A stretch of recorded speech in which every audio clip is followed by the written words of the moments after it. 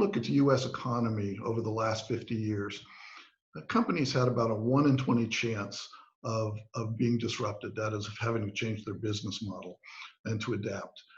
Today, that number is about 1 in 3, highlighting the rapid increase in volatility and disruption in the market. I want to talk about the forms of disruption. What are we really dealing with? The tools then that managers have, and the role of leadership in this. Coronavirus is upending norms. It's forcing us to behave in new ways, but it's also accelerating changes that were already happening in the market.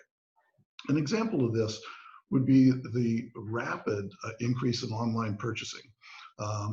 And also ancillary things such as not only online purchasing, then delivery, things such as this. Amazon has been upending the brick and mortar retail market for quite some time.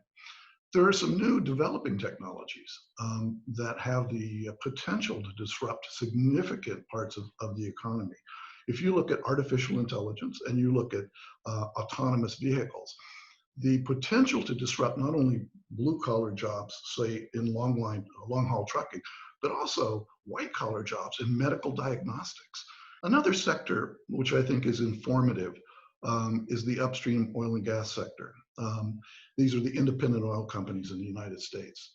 In spite of the fact that they've been tremendously successful through the exploitation of shale, and really position the United States now on par with Russia as being major oil producers in the world.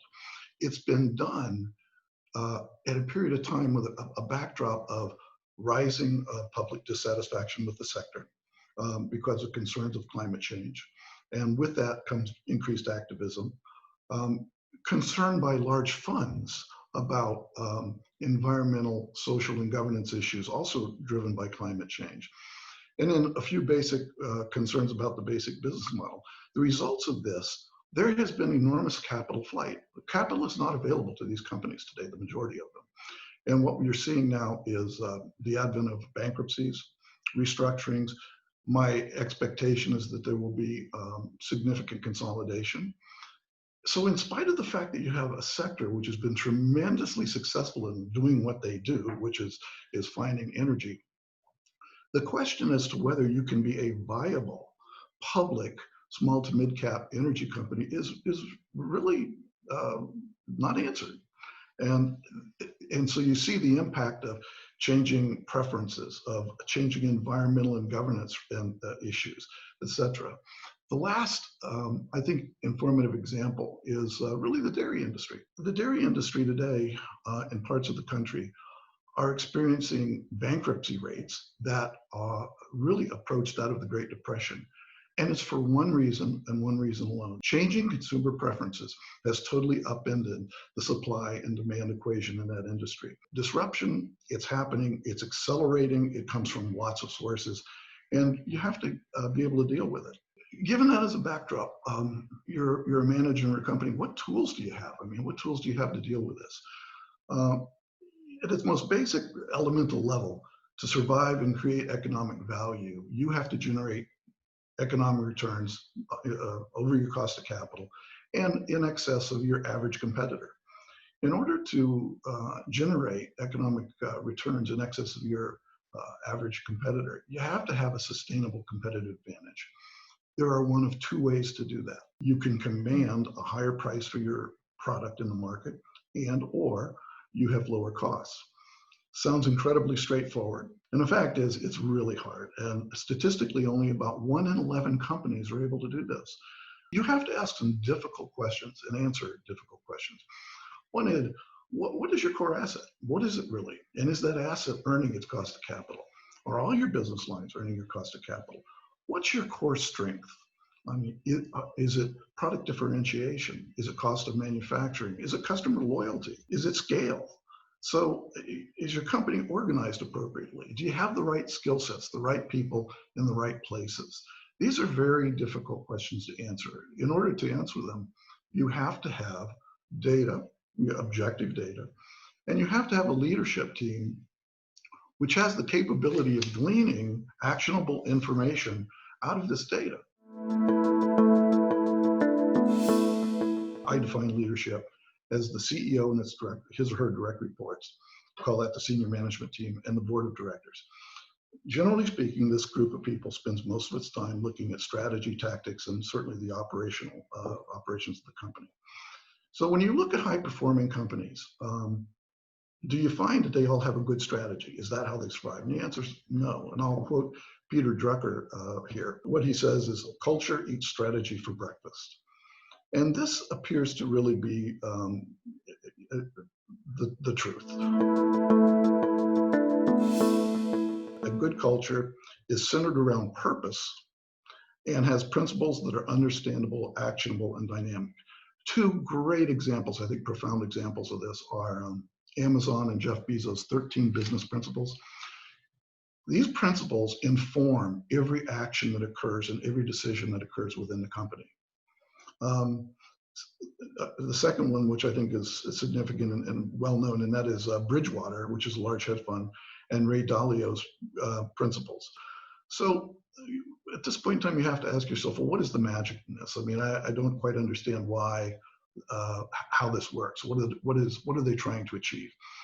At the end of the day, what these companies are able to achieve is a method, a means of empowering people throughout the organization to make their own decisions. That is, they challenge norms every day. They challenge the processes. These companies are able to sit back and actually make these changes, adapt during periods of strength, as opposed to those companies that unfortunately try to adapt or transform when a significant negative event happens. They also are less tethered to rigid 3 to 5 year plans, and although they have them, but they're much less tethered to those, and they're more focused on, how do I adapt? What things are forcing me to think about my business, and what do I have to change? Adaptation, fast failure, changing, those are the things these companies are really focused on. Fundamental to all of this is, do you have the right skill sets, both at the board level and at the S&T level? An example of this, a really simple example of this, is if you're a board of directors, you're a board member, you look around, you realize that technology changes everything. There's just nothing today that technology doesn't have an impact on. When you look around the boardroom, do you have somebody that has that skill set? Do you have a technologist on the board? Do you have somebody that has a vision of what is happening, the dynamics out in this market? Where is it going? The answer typically is no, not really. And I think that, that's a kind of a failure. The same assessment has to happen between the board and the CEO and the direct reports. These are intensely difficult decisions. These are intensely difficult conversations to have. They come across as personal, they come across as emotional, they're threatening, but they have to happen. I mean, that's just the reality. In order to get to that level of routinely transforming your company, be able to adapt to changing environments, these conversations and decisions have to happen. If I went to a number of directors today, and I asked a simple question, over the last year, have you sat down with a venture capitalist, an industry researcher, or have you been out to any kind of a technology forum to understand what trends are developing? I would get a blank stare. The answer would be no, we don't do that. Today, that is one of the observations of these companies that have made these transitions. They have technology scouts. Their boards of directors are engaged. Their people are engaged at all levels in thinking through, what is the next threat? What is the next opportunity, and how can I utilize that? Business transformation, it's an opportunity. It's a process and a tool that can be used to create that sustainable competitive advantage. And by developing that advantage internal to the company, you create shareholder value and you reduce risk. And frankly, that's a tremendous outcome.